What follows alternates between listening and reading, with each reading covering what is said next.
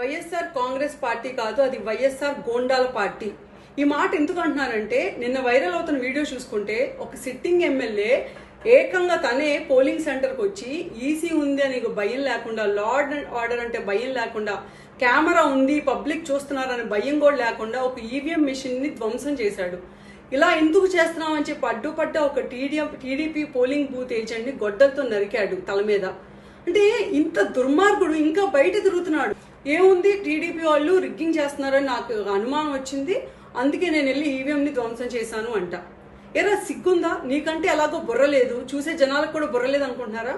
నువ్వు ఈవీఎం ధ్వంసం చేయటం ఆ కెమెరాలో రికార్డ్ అయితే, అలాగే టీడీపీ రిగ్గింగ్ చేస్తానే కూడా విజువల్స్ కూడా రికార్డ్ అవుతాయిగా.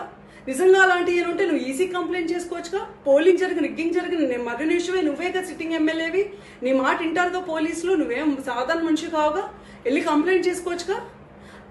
ఏమీ జరగలేదు, కేవలం ఏంటంటే ఈసారి వాళ్ళు అనుకున్నట్టుగా ఎలక్షన్ జరగట్లేదు.